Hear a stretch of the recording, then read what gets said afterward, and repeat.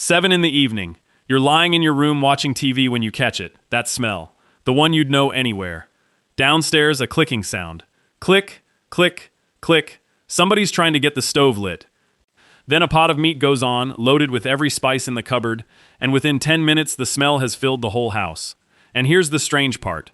You were fine a minute ago, now you're starving, and all you want is to get down those stairs. Go back far enough and we were just another animal.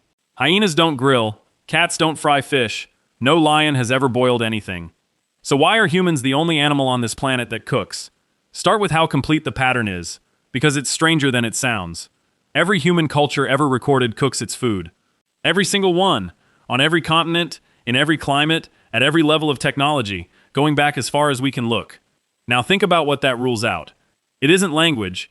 Languages differ so wildly that two neighboring villages can be incomprehensible to each other. It isn't tools. Crows use tools, otters use tools, chimps fish for termites with sticks. It isn't art, or religion, or trade. All of those vary, and some of them have company in the animal kingdom. Cooking doesn't vary, and cooking has no company at all.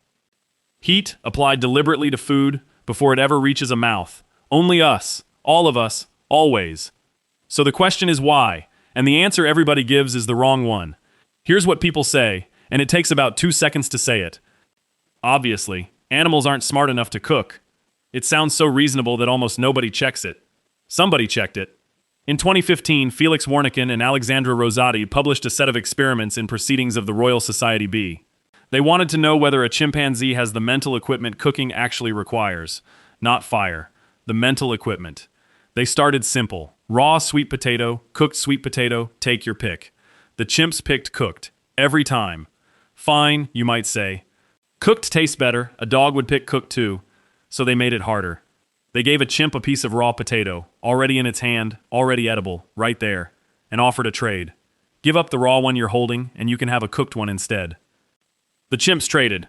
Sit with that for a second. That is an animal giving up guaranteed food right now, in exchange for better food slightly later. That's not instinct, that's a plan. Then they built a cooking device. It was a bowl with a false bottom. Put a slice of raw potato in, shake it, open it up, and out comes a cooked slice.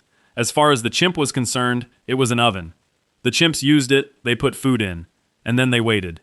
And in the version that gets me most, they carried food across the room to reach it. They didn't eat what was in their hand, they walked the food somewhere else, because somewhere else was where the heat lived. That's not instinct either, that's a plan. Causal reasoning, self-control, planning ahead. All three in an animal that has never cooked anything in its life. Now, I have to be straight with you here, because this is exactly where a video would normally oversell. The researchers themselves said it plainly. Chimpanzees do not control fire and do not cook in the wild. These experiments weren't testing whether a chimp can cook. They were testing whether a chimp can apply its thinking to a problem that imitates cooking, and other scientists pushed back on how far you can stretch that. The argument is still going. But even at its most cautious, the finding demolishes the easy answer. The chimp is not too stupid to cook. So what's actually missing? Fire. That's it. That's the whole answer. A chimpanzee can want cooked food. It can understand that heat makes food better. It can wait for it, walk to it, and trade away a meal to get it. And it will still die having never eaten a single cooked thing, because it cannot make fire. The bottleneck was never intelligence. The bottleneck was ignition. And I found that out in a very stupid way, on a camping trip. The meat was marinated, the drinks were on ice, everyone was already sitting down, and the power bank was dead, which meant no lighter, no spark, nothing. We had everything. We had the food, we had the plan, we had 8 people who all understood exactly how cooking works. And we sat there and could not eat. I ended up getting a fire going with a battery out of the TV remote and a strip of foil, which I would not recommend, and which took a while, and which I only knew about because of something I half remembered from school. But I'll tell you what I actually remember about that night. Not the fire, the 40 minutes before it. That gap between wanting cooked food and being able to have it, that's the gap the chimpanzee lives in permanently. I got out of it. It never does. And once our side got out of it, something happened that we could not undo. In 2011, Rachel Carmody, Gil Weintraub, and Richard Wrangham published a study in PNAS. They took mice, split them into groups, and fed some cooked food and some raw, same food, same amount. The mice eating cooked meat gained more body mass, and that difference could not be explained by how much they ate or how much they moved. Same meat, same quantity. The only variable was whether heat had touched it first. That's the mechanism. Now look at what it did to us over 1,000,000 years. Your jaw is weaker than a chimpanzee's, noticeably, measurably weaker. Your gut is shorter, your teeth are smaller, your enamel is thinner. None of that is damage. It's a record. Somewhere back there, a body stopped needing to grind through raw material, and evolution did what evolution always does with an expensive organ nobody's using. It made it smaller and spent the savings elsewhere. But here's the part people miss. We didn't gain an option, we lost a door. A chimpanzee can eat raw food forever, and does. We can't. That escape route closed behind us, quietly, generation by generation, while nobody was keeping minutes. Now, second honest note, the timing is genuinely disputed.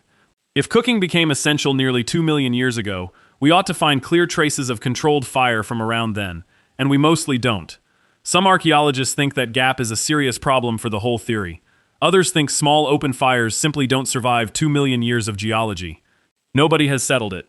But you don't need fossils to test the part that matters. People have tested it on themselves. In 1999, researchers at Justus Liebig University in Gießen published a study on people eating strictly raw, long-term. 216 men, 297 women, an average of 3.5 years each. The men lost, on average, 9.9 kilograms. The women lost 12. Not as a goal, as something that kept happening and didn't stop. The researchers also tracked menstruation and found that the stricter the raw diet, the more common it was for periods to stop altogether. Now think about who profits from this. There's an entire industry built on telling you that raw is natural, that cooking is a modern corruption, that your ancestors ate living food and so should you. And if you feel terrible for the first few months, that's your body detoxing. It has it exactly backwards. Cooking is not a departure from your nature. Cooking is your nature. It has been for something close to 1,000,000 years. And your body has the receipts. Your small jaw is a receipt, your short gut is a receipt. Nobody sells a raw food course to a chimpanzee. A chimpanzee is already doing it, and it works fine for the chimpanzee, because a chimpanzee has the jaw and the gut and the enormous colon to make it work. You have none of those things. You traded them away for fire, and the trade was final. They're not selling you a more natural diet. They're selling you a chance to live like an animal whose body you no longer have. So tell me in the comments. Have you ever been somewhere with food and no fire? What did you do about it? And the next time you're standing at the sink at some ridiculous hour, scraping at that black crust welded to the bottom of a pan, the stuff that needs its own special bottle of chemicals before it'll shift, look at it for 1 second before it goes. That black crust has a name. It's the Maillard reaction, heat meeting protein and sugar and building compounds that did not exist in the raw ingredient. It is the exact chemistry that made cooked food worth eating in the first place.